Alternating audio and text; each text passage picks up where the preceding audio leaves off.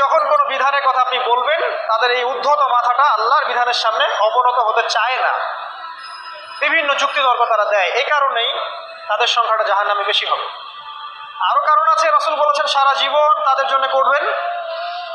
Specially তাদের উদ্দেশ্য করে বলছি, যাদের অ্যাফেয়ার আছে, যতই করেন,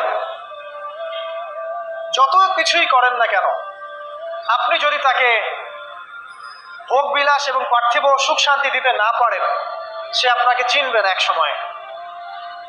আপনি যদি আমাদের কথা বিশ্বাস না করেন, লিখে রাখতে পারেন।